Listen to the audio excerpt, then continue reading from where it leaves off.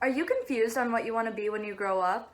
Curious to see what different careers are really like. Don't worry, you're not alone. Explore and find your passions with By Youth for Youth. Access to knowledge, opportunity for exploration. A video and podcast series run by youth for youth.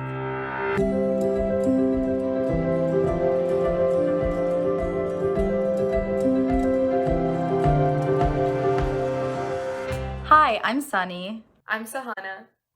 And I'm Nivi. And we are By youth for youth.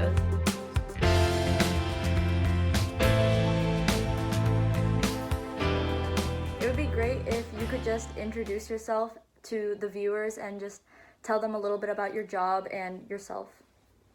So my name is Jared Worcester. I live currently here in the United States since 2 years, roundabout. And at the moment I'm the food pantry coordinator at the Pantry Township Food Pantry. And before that, in Germany, I went to a Waldorf school. I did a model builder career. I went to the HDA. It's like where you study industrial design in Germany. And then from that on, I was always self-employed my whole life and had my own business. Worked for some environmental companies and stuff. And since I moved here, I worked for an architecture company in Evanston and for a woodworking guy called Mark Baito. And yeah, so I'm always busy. That's cool. Can you just elaborate a little on when you said you were self-employed for a little bit? Well, so I basically all my life I worked, and one thing I liked was working with hands-on.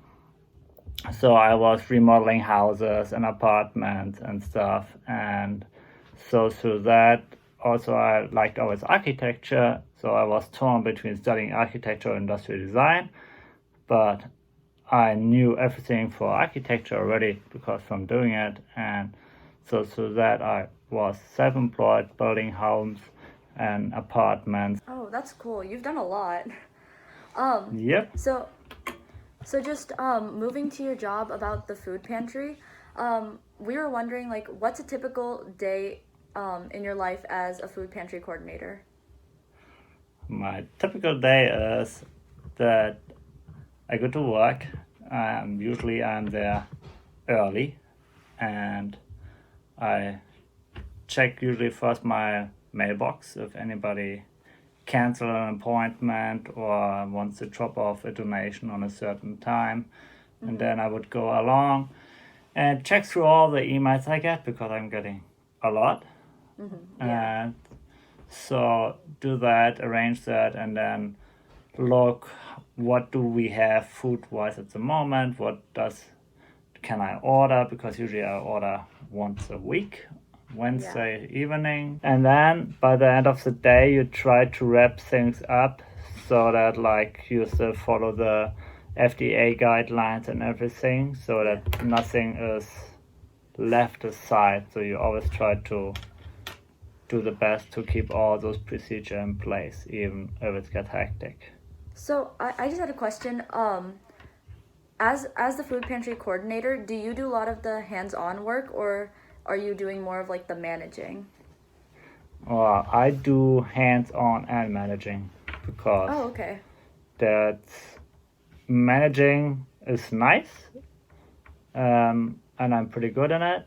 But since of how stuff are at the moment with COVID, my staff that I have regularly don't show up as much as they normally do. So if the numbers go up, I have less volunteers. If the number goes down, I have more again. And through that I do, like today I was just hands-on. So yeah, it is different. So what would you say is your favorite part of the job? Well, I would say the favorite thing is that you have a few clients who really appreciate what you do, and where you can make kids smile when you give them a box of donuts. On the opposite side of the spectrum, what would you say your least favorite part of the job is? My least favorite part is when people feeling entitled to their things. You have the right, and also that whatever, I'm first, and to me nobody is first. What kept bringing you back to the food pantry? Like once you first went, why'd you keep wanting to go there? Well, I thought there's so much to do, Mm-hmm. and I not a big fan of wasting, even though also we waste stuff, there's no doubt about it.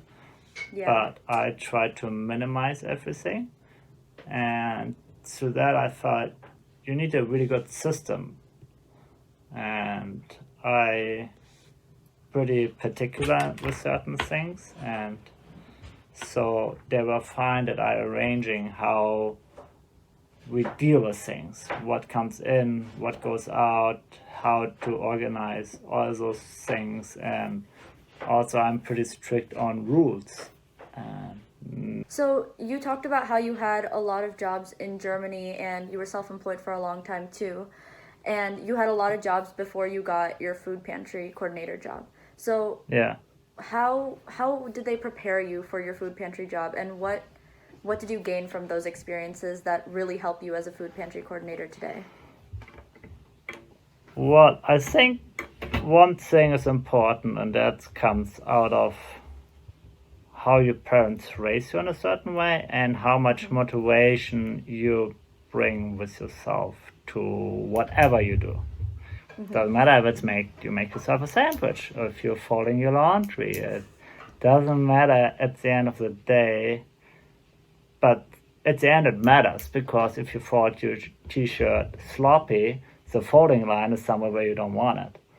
Yeah. So that all has an effect. Yeah, 100%. Especially like if you're in a manager role, you need to make sure that you're always on top of things and always speaking out when things like go wrong. Another thing a lot of people would like to know is how much free time do you have in this position, and what do you get to do in your free time, or what do you specifically like to do in your free time?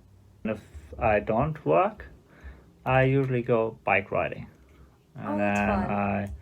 I like road cycling a lot and mountain biking and camping. So I used to ride basically on daily basis on my bicycle, Yeah. and was highly competitive on it too, and with sponsoring and stuff. And so yeah, now it's slowed down a little bit since I'm here, but I hope I can pick it up again.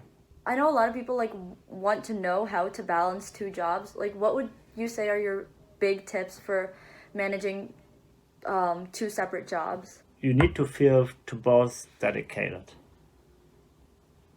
That's the thing. You can't treat one job less than the other one. Yeah. Even if one has a higher pay grade and the other one a lower, doesn't matter.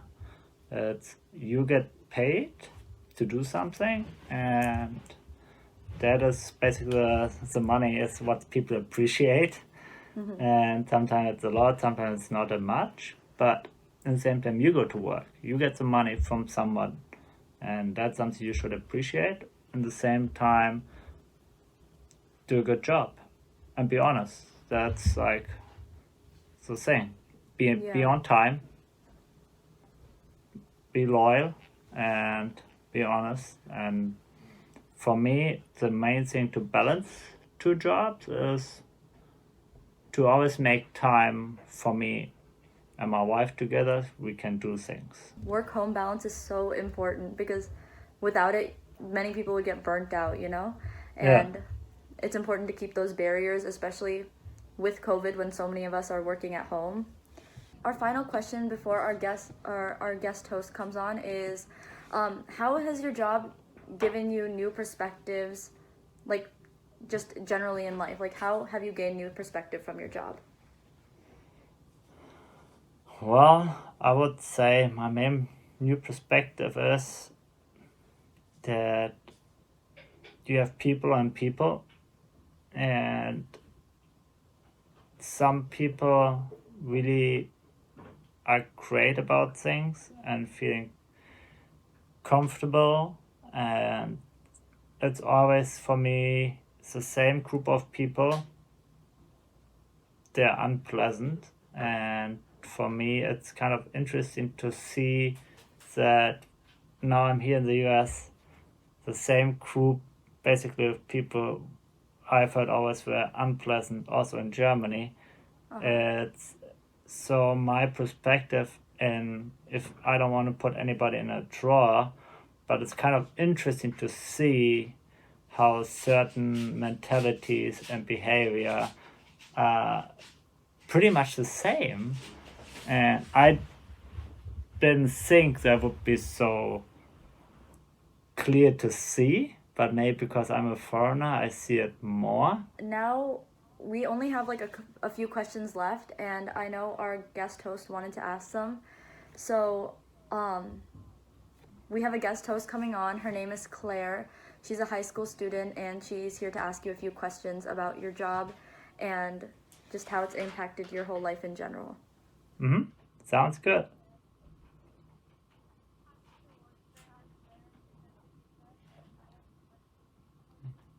Yep.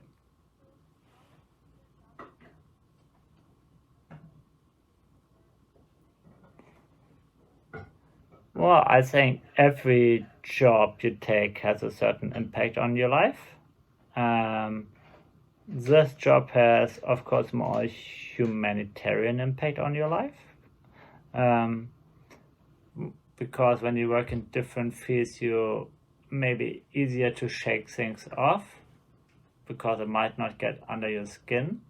This job has more things where you need to be more careful with certain things, because you're dealing with so many different mentalities and backgrounds and language barriers, so you don't want to make somebody angry who can't understand even me, because I know my English is not as good, but at the same time, when you have people who English is really not good, so you have those a way bigger balance to do in this job.